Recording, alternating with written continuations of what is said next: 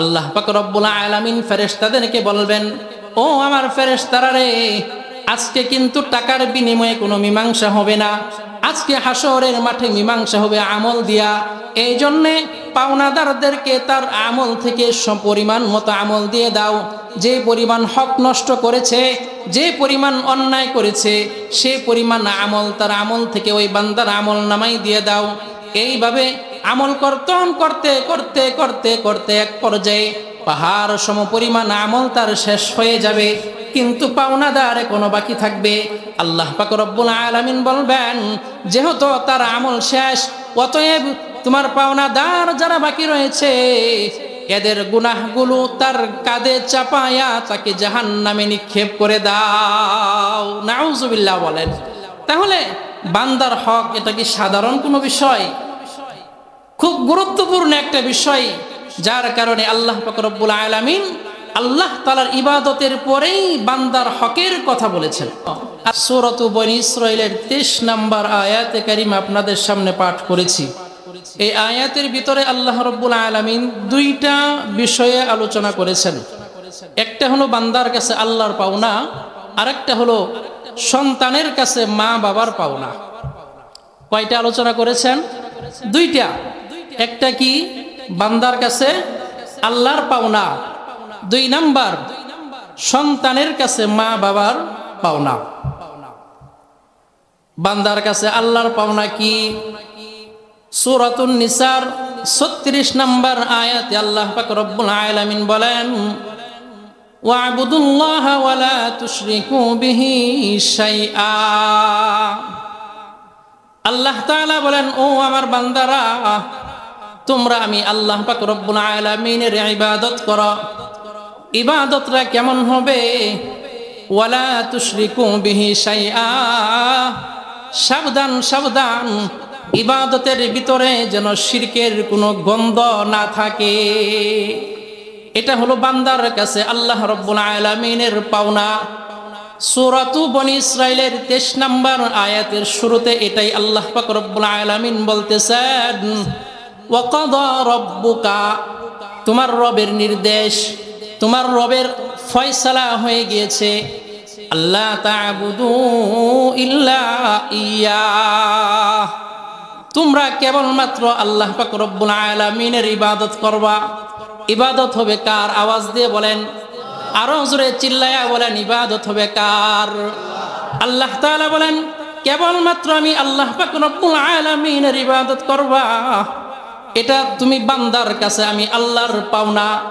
আর আল্লাহর কাছেও বান্দার একটা পাওনা আছে, সেটা হলো জান্নাত। সুবহানাল্লাহ বলে।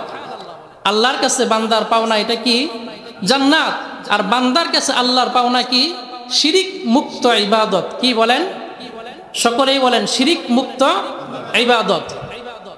এখন প্রশ্ন হতে পারে, আমরা যদি আল্লাহ পাক রব্বুল আলামিনের পাওনা আদায় করি, আল্লাহ পাক রব্বুল আলামিনও কি আমাদের পাওনা আদায় করতে বাধ্য কিনা?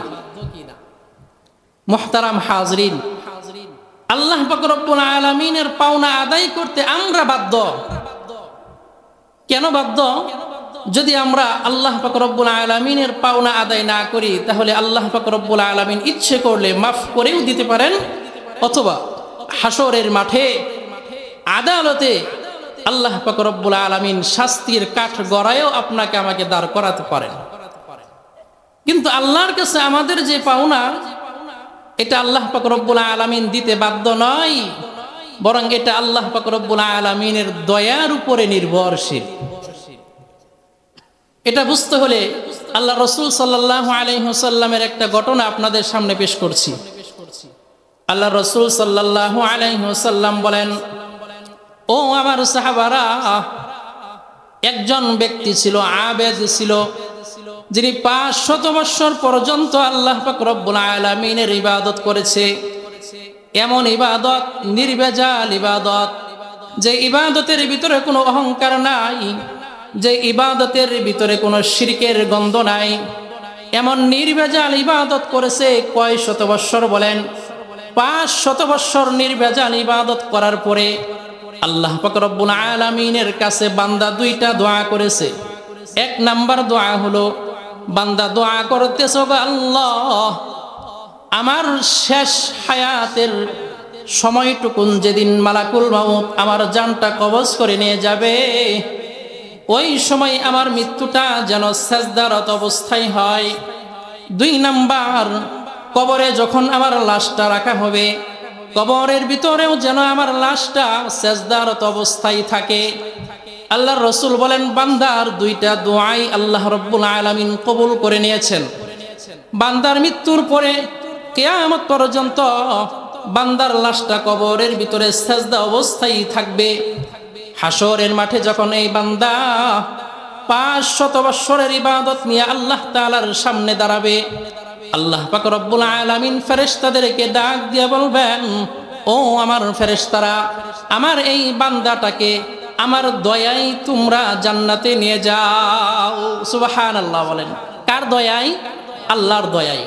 তো বান্দার দিলের ভিতরে প্রশ্ন জাগতে পারে কিনা যে, ও আল্লাহ, আমি তো তোমার পাওনা পালন করলাম 500 বছর নির্ভেজাল ইবাদতের মাধ্যমে, তো আমার পাওনা তোমার কাছে জান্নাত, এটা দিয়ে দিবা, তো এখানে আবার তোমার দয়া আসলো কোথা থেকে? বান্দা আল্লাহ তাআলার কাছে প্রশ্ন করতেছে, ও আল্লাহ 500 বছর নির্ভেজাল ইবাদত করলাম জান্নাত পাওয়ার জন্যে, এখন আপনি বলতেছেন আপনার দয়ায় আমাকে জান্নাতে যেতে হবে। আল্লাহ পাক রব্বুল আলামিন কোনো জবাব দেয় নাই। দ্বিতীয়বার আবার যখন বান্দা জিজ্ঞেস করছে, আল্লাহ তাআলা কোনো জবাব দেয় নাই। তৃতীয়বার যখন বান্দা আল্লাহ তাআলার কাছে আবার জিজ্ঞেস করেছে, আল্লাহ পাক রব্বুল আলামিন বান্দাকে বলতেছে, গো বান্দা, তুমি 500 বছর ইবাদত করেছ, ইবাদতের বিনিময়ে তুমি আমার কাছে জান্নাত চাইতেছ। ও গো বান্দা, তুমি যখন তোমার মায়ের গর্ভের ভিতরে ছিলা, আমি আল্লাহ পাক রব্বুল আলামিন তোমাকে যে 2টা চক্ষু দান করেছিলাম, বলো তো দেখি দুনিয়াতে 500 বছর ইবাদতের বিনিময়ে এই 2টা চক্ষু তুমি পাইতা কিনা? বান্দা বলে, না না, মায়ের গর্ভের ভিতরে 2টা সুস্থ চক্ষু যদি আপনি না দিতেন, 500 বছর কেন 1000 বছর ইবাদতের বিনিময়েও এই 2টা চক্ষু আমি পাইতাম না। আল্লাহ তাআলা বলবেন, মাইনা নিলাম, 500 বছরের ইবাদতের বিনিময়েই তুমি 2টা চক্ষু পেয়ে গেছ। এবার বলো রে বান্দা, তোমার মায়ের গর্ভে থাকা অবস্থায় আমি আল্লাহ যে তোমাকে 2টা হাত দিলাম, এই হাতের মূল্য কে দিবে? তোমাকে আমি 2টা কান দিলাম, এই কানের মূল্য কে দিবে? তোমাকে চলার জন্য 2টা পা দিলাম, এই পায়ের মূল্য কে দিবে? বান্দা এবার নিশ্চুপ হয়ে গিয়েছে।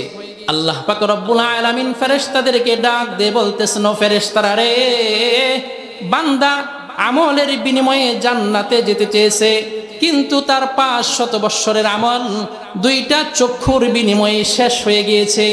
এখন এই বান্দার কাছে আমি আল্লাহ হাত পাও না, পায়ের বিনিময় পাও না, কানের বিনিময় পাও না, অতএব আমার এই বান্দার তো জান্নাতে যাওয়ার জন্য কোনো আমল নাই, অতএব তাকে টেনে হিচড়ে জাহান্নামে নিয়ে যাও। তাহলে এই ঘটনা থেকে আমরা কি বুঝতে পারলাম? যে আল্লাহ পাক রব্বুল আলামিনের পাওনা যেটা আমাদের কাছে, এটা আদায় করতে আমরা বাধ্য। আর আমাদের পাওনা যেটা আল্লাহ তাআলার কাছে জান্নাত, এটা আল্লাহ তাআলা আমাদেরকে দিতে বাধ্য নয়, বরং আল্লাহ পাক রব্বুল আলামিনের দয়ার উপরে নির্ভরশীল। এই জন্য আল্লাহ পাক রব্বুল আলামিনের পাওনা কি বলেন? শিরিক মুক্ত ইবাদত। এটাই সূরাতুন নিসার 36 নম্বর আয়াতে আল্লাহ তাআলা বলেছেন, ওয়া'বুদুল্লাহা ওয়া লা তুশরিকু বিহি শাইআ। তোমরা আল্লাহ পাক রব্বুল আলামিনের ইবাদত করো, সাবধান, শিরিক করবা না। শিরিকের গন্ধ নিয়ে কিন্তু ইবাদত করবা না। সূরাতু বনী ইসরাঈলের 23 নম্বর আয়াতের প্রথম অংশে আল্লাহ তাআলা এটাই বলেছেন, ওয়াকাদা রাব্বুকা আল্লা তা'বুদু ইল্লা ইয়্যাহ। তোমার রবের পক্ষ থেকে নির্দেশ হলো একমাত্র ইবাদত করবা আল্লাহর। ইবাদত হবে কার? আরো জোরে চিল্লায় বলেন, ইবাদত হবে কার? আল্লাহর। 1 নাম্বার। 2 নাম্বার, বান্দার হকের কথা আল্লাহ পাক রব্বুল আলামিন বলেছেন। শুরুতে আপনাদেরকে বলেছি, একজন আরেকজনের কাছে বিভিন্ন ভাবে পাওনা রয়েছে। তন্মধ্য থেকে মা বাবা যেহেতু সন্তানের অতি কাছে, একেবারে নিকটে, এই জন্যে আল্লাহ রাব্বুল আলামিন আল্লাহর ইবাদতের পরেই পিতামাতার পাওনার কথা বলেছেন। বলেন সুবহানাল্লাহ। তাহলে আল্লাহ তাআলার পাওনার পরেই আল্লাহ তাআলা কার কথা বলেছেন? পিতামাতার পাওনার কথা বলেছেন। তাফসিরে মাআরিফুল কোরআনের ভিতরে লেখেন যে আল্লাহ তাআলার ইবাদত করাটা যেমন ফরজ, মা বাবার সাথে সৎ আচরণ করা, পিতামাতার কথা মান্য করা, বান্দার হক আদায় করা, এটাও ঠিক তেমনই ভাবে ফরজ। এই জন্য আয়াতের দ্বিতীয়াংশে আল্লাহ রাব্বুল আলামিন বলেন ওয়াবিল ওয়ালিদাইনি ইহসানা। আমি আল্লাহ রাব্বুল আলামিনের ইবাদত করে বান্দা, তোমার উপরে আমার আদেশ হলো পিতামাতার সাথে সৎ আচরণ করবা। আল্লাহ রাসূল সাল্লাল্লাহু আলাইহি ওয়াসাল্লামকে আব্দুল্লাহ ইবনে মাসউদ রাদিয়াল্লাহু তাআলা আনহু জিজ্ঞেস করলেন, সাআলতুন নবিয়্য সাল্লাল্লাহু আলাইহি ওয়াসাল্লাম আহাব্বুল আমালি ইলাল্লাহ, ও আল্লাহর পয়গম্বর, আল্লাহ তাআলার কাছে কোন আমল সবচাইতে বেশি পছন্দনীয়? আল্লাহর রাসূল বললেন, আসসালাতু আলা ওয়াক্তিহা, সময় মতো 5 ওয়াক্ত নামাজ আদায় করা। এই আমলটা আল্লাহ তাআলার কাছে সবচাইতে বেশি পছন্দনীয়। আব্দুল্লাহ ইবনে মাসউদ রাদিয়াল্লাহু তাআলা আনহু আবার জিজ্ঞেস করলেন, ক্বালা সুম্মা আইয়ুন, ও আল্লাহর রাসূল, এরপরে কোন আমলটা আল্লাহর কাছে পছন্দনীয়? আল্লাহর রাসূল বলেছেন, বিররুল ওয়ালিদাইন। 2 নাম্বার যে আমলটা আল্লাহ তাআলার কাছে পছন্দনীয়, সেটা হলো তুমি তোমার মা বাবার খেদমত করবা, তুমি তোমার মা বাবার সাথে সদা আচরণ করবা। সুবহানাল্লাহ বলেন। তাহলে বান্দার হক এটা কেমন গুরুত্বপূর্ণ! আল্লাহর হক আল্লাহ তাআলা ইচ্ছে করলে মাফ করতেও পারেন, ইচ্ছে করলে বান্দাকে শাস্তির কাঠ গড়াতেও দাঁড় করাতে পারেন। তবে বান্দার হক যদি কেউ নষ্ট করে, যতক্ষণ পর্যন্ত বান্দা যার হক নষ্ট করেছে তার কাছ থেকে মাফ না চাইবে, ক্ষমা না নিবে, ততক্ষণ পর্যন্ত রহমান রহিম আল্লাহ ওই বান্দাকে মাফ করবেন না। আবু হুরায়রা রাদিয়াল্লাহু তাআলা আনহু থেকে বর্ণিত, আল্লাহ রাসূল সাল্লাল্লাহু আলাইহি ওয়াসাল্লাম একবার সাহাবায়ে কেরামদেরকে প্রশ্ন করলেন, আমাদের এমন মানুষ আছে না যে কোটিপতি হঠাৎ করে ফকির হয়ে গিয়েছে, দেউলিয়া হয়ে গিয়েছে, এরকম মানুষ আছে না? নাই, আছে। তো আল্লাহ রাসূল প্রশ্ন করলেন, আতাদরুনা মাল মুফলিস, হে আমার সাহাবারা, তোমরা জানো নি কে সবচাইতে বড় দেউলিয়া, সবচাইতে বড় দরিদ্র কে, সবচাইতে বড় মিসকিন কে? সাহাবায়ে কেরাম বললেন, ক্বালু আল মুফলিসু ফিনা ইয়া রাসূলুল্লাহ, ও আল্লাহর পয়গম্বর, সবচাইতে বড় দেউলিয়া হলো ওই ব্যক্তি, সবচাইতে বড় দরিদ্র হলো ওই ব্যক্তি, মাল্লা দিরহাম লাহু ওয়ালা মাতা, যার কাছে টাকা পয়সা নাই, যার কাছে অর্থ সম্পদ নাই, ওই ব্যক্তি হলো সবচাইতে দরিদ্র, ওই ব্যক্তি হলো সবচাইতে অভাবী। আল্লাহর রাসূল বলেন, না না, সবচাইতে অভাবী, সবচাইতে বড় দেউলিয়া হলো ওই ব্যক্তি, আমার উম্মতের ভিতরে হাসরের মাঠে যার আমল নামায় নামাজের নেকি থাকবে, যার আমল নামায় হজের নেকি থাকবে, যার আমল নামায় দান সদকার নেকি থাকবে, যার আমল নামায় যাকাতের নেকি থাকবে, নেকি দিয়া তার পাহাড় সম পরিমাণ নেক হয়ে যাবে।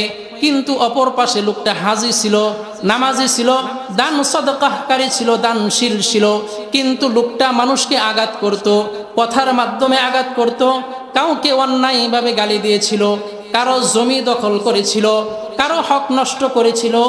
এমন পাওনাদার হাসরের মাঠে তার সামনে দাঁড়িয়ে যাবে। আল্লাহ রাসূল বলেন, ওই দিন আল্লাহ পাক রব্বুল আলামিনের কাছে বিচার দায়ের করবেন, ওগো আল্লাহ, তোমার এই বান্দা আমলের পাহাড় নিয়ে দাঁড়াইছে, কিন্তু আমি বান্দার হক নষ্ট করেছিল, অন্যায়ভাবে আমাকে গালিগালাজ করেছিল, আমার জমিন তার দখল করে নিয়েছিল। আল্লাহ পাক রব্বুল আলামিন ফেরেশতাদেরকে বলবেন, ও আমার ফেরেশতারা রে, আজকে কিন্তু টাকার বিনিময়ে কোনো মীমাংসা হবে না, আজকে হাসরের মাঠে মীমাংসা হবে আমল দিয়া। এই জন্যে পাওনাদারদেরকে তার আমল থেকে পরিমাণ মতো আমল দিয়ে দাও। যে পরিমাণ হক নষ্ট করেছে, যে পরিমাণ অন্যায় করেছে, সে পরিমাণ আমল তার আমল থেকে ওই বান্দার আমল নামাই দিয়ে দাও। এইভাবে আমল কর্তন করতে করতে করতে করতে এক পর্যায়ে পাহাড় সম পরিমাণ আমল তার শেষ হয়ে যাবে, কিন্তু পাওনাদার কোনো বাকি থাকবে। আল্লাহ পাক রব্বুল আলামিন বলবেন, যেহেতু তার আমল শেষ, অতএব তোমার পাওনাদার যারা বাকি রয়েছে এদের গুনাহগুলো তার কাঁধে চাপায়া তাকে জাহান্নামে নিক্ষেপ করে দাও। নাউজুবিল্লাহ বলেন। তাহলে বান্দার হক এটা কি সাধারণ কোনো বিষয়? খুব গুরুত্বপূর্ণ একটা বিষয়, যার কারণে আল্লাহ পাক রব্বুল আলামিন আল্লাহ তাআলার ইবাদতের পরেই বান্দার হকের কথা বলেছেন। আর বান্দার ভিতরে যেহেতু মানুষের ভিতরে সবচাইতে কাছের এবং সবচাইতে নিকটতম যেহেতু মা বাবা, এই জন্য আল্লাহ পাক রব্বুল আলামিন বলেছেন, আগে তোমরা তোমার মা বাবার সাথে সৎ আচরণ করো। যে সন্তান তার মা বাবার সাথে সৎ আচরণ করতে পারবে না, সে কখনোই পাড়া প্রতিবেশীর সাথে সৎ আচরণ করতে পারবে না। যে সন্তান তার মা বাবার হক আদায় করতে পারবে না, সে সন্তান কখনো অন্যের হক আদায় করতেও পারবে না। এই জন্য আল্লাহ রাব্বুল আলামিন বলতেছেন, ওয়াবিল ওয়ালিদাইনি ইহসানা, তোমরা তোমাদের মা বাবার সাথে সদা আচরণ করো। নির্দেশটা কার? আওয়াজ দিয়ে বলেন, নির্দেশটা কার? আল্লাহর। কিভাবে সদা আচরণ করব? আল্লাহ পাক রব্বুল আলামিন বলেন, ইম্মা ইয়াবলুগান্না ইনদাকাল কিবারা আহাদুহুমা আও কিলাহুমা, তোমার জীবদ্দশায় তোমার মা বাবার উভয়ের একজন অথবা উভয়কেই যদি তুমি পাও, ফালা তাকুল লাহুমা উফিন, তাদের সাথে এমন কোনো আচরণ করিও না, তাদের সাথে এমন কোনো ব্যবহার করিও না যেই ব্যবহারের কারণে মা বাবা অন্তর থেকে উফ শব্দটুকু উচ্চারণ করে। যদি তুমি এমন ব্যবহার করো, এমন আচরণ তুমি তোমার পিতামাতার সাথে করো, যে আচরণের কারণে জবান দিয়া বদদুয়া দেওয়ার দরকার নেই, অন্তর থেকেও যদি উফ শব্দটুকুন বলে, তাহলে সন্তান তুমি তোমার মা বাবার সাথে সদ আচরণ করলা না। 2 নাম্বার আল্লাহ তাআলা বলেন, ওয়ালা তানহারহুমা, সাবধান সাবধান, পিতা মাতাকে ধমকের সুরে কথা বলিও না। ওয়ালা তাকুল লাহুমা কাওলান কারীমা, কথাবার্তা কেমনে বলবা? আল্লাহ পাক রব্বুল আলামিন বলেন, সবচাইতে নমনীয়তার সাথে পিতামাতার সাথে তুমি কথাবার্তা বলবা। এবার আসেন, আমরা যে পিতামাতার হক আদায় করব, পিতামাতার ভিতরে সন্তানের কাছ থেকে সবচাইতে বেশি সেবা, সবচাইতে বেশি খেদমত পাওয়ার উপযুক্ত কে? আল্লাহ রাসূল সাল্লাল্লাহু আলাইহি ওয়াসাল্লামের একটা হাদিস হযরত আবু হুরায়রা রাদিয়াল্লাহু তাআলা আনহু থেকে বর্ণিত।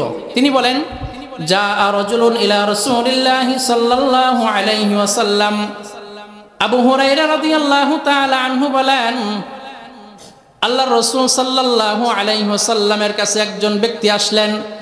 আয়েশা জিজ্ঞেস করলেন, ফাকালা ইয়া রাসূলুল্লাহ, ও আল্লাহর পয়গম্বর, মান আহাক্কু বিহুসনি সাহাবাতি, আমার কাছ থেকে সর্বোত্তম ব্যবহার পাওয়ার উপযুক্ত কে? আল্লাহ রাসূল বললেন, ক্বালা উম্মুকা, তোমার মা। সাহাবী আবার জিজ্ঞেস করলেন, ক্বালা মান, ও আল্লাহর পয়গম্বর এরপরে কে? আল্লাহর রাসূল বললেন, ক্বালা উম্মুকা, তোমার মা। এভাবে 3 বার মায়ের কথা বললেন। চতুর্থবার আল্লাহর রাসূল বললেন, ক্বালা আবুকা, তোমার পিতা। তাহলে মায়ের কথা আল্লাহর রাসূল 3 বার বলেছেন, আর বাবার কথা বলেছেন 1 বার। 3 বার মায়ের কথা কেন বললেন?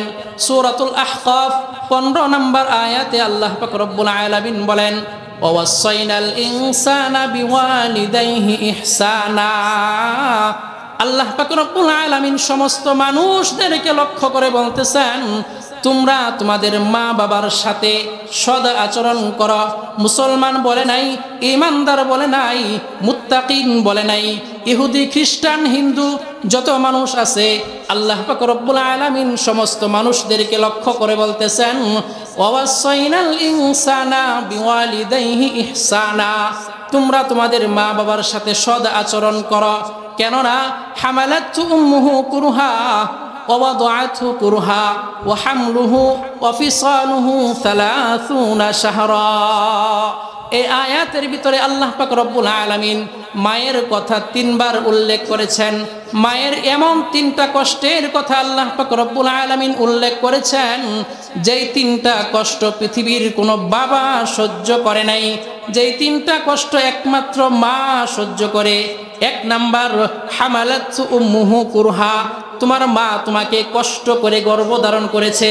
2 নাম্বার, ওয়াদাআতহু কুরহা, কষ্ট করে তোমাকে প্রসব করেছে। 3 নাম্বার, ওয়া হামলুহু ওয়া ফিসালুহু 30 শাহরা, তোমাকে গর্ভে ধারণ করতে এবং তোমাকে প্রসব করার পরে দুধ ছাড়াইতে তোমার মায়ের সময় লেগেছে 30 মাস। অর্থাৎ 30 মাস পর্যন্ত তোমার মা তোমার জন্য কষ্ট করেছে। এই 3টা কষ্ট পৃথিবীর কোনো বাবা করে নাই। গর্ভে ধারণের কষ্ট কোনো বাবা করে নাই। প্রসবের যে যন্ত্রণা, এই কষ্ট কোনো বাবা সহ্য করে নাই। দুধ পান করানোর যে কষ্ট, এই কষ্ট কিন্তু কোনো বাবা সহ্য করে নাই। এই জন্য আল্লাহর রাসূল বলেছেন, 3 বার বলেছেন, তোমার কাছ থেকে উত্তম ব্যবহার পাওয়ার উপযুক্ত হলো তোমার মা, তোমার মা, তোমার মা। এরপরে 4র্থবারের মাথায় বলেছেন তোমার বাবা। এই কারণেই আল্লাহর রাসূল বলেছেন, হুমা জান্নাতুকা ওয়া নারুকা, এই মা বাবাকে সন্তুষ্ট যারা করতে পারবে, পিতামাতার খেদমত যারা করবে, আল্লাহর রাসূল বলেন তোমাদের জন্য আল্লাহর তৈরি জান্নাত প্রস্তুত রয়েছে। সুবহানাল্লাহ বলেন। আল্লাহর রাসূল বলেন, আর যারা মা বাবার অন্তরে কষ্ট দিবা, মানুষের হক নষ্ট করবা, আল্লাহর রাসূল বলেন ওয়া নারুকা, এই হক নষ্ট করার কারণে তোমাদের জন্য আল্লাহর তৈরি জাহান্নাম প্রস্তুত রয়েছে।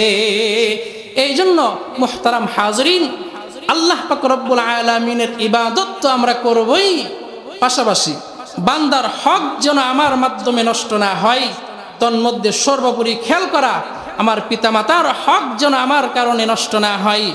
এই জন্যে পিতামাতার হক যারা স্বয়ংসম্পূর্ণভাবে আদায় করবে, ওই ব্যক্তির মাধ্যমে কোনো মানুষের হক নষ্ট হবে না। এই জন্য আল্লাহ পাক রব্বুল আলামিন আমাদের সবাইকেই আল্লাহ পাক রব্বুল আলামিনের হক আদায় করার পাশাপাশি বান্দার হকগুলো যেন আমরা সঠিকভাবে আদায় করতে পারি, সেইভাবে আমাদের জীবনকে পরিচালিত করার তৌফিক দান করুন। ওয়া আখিরু দাওয়ানা আনিল হামদুলিল্লাহি রাব্বিল আলামিন।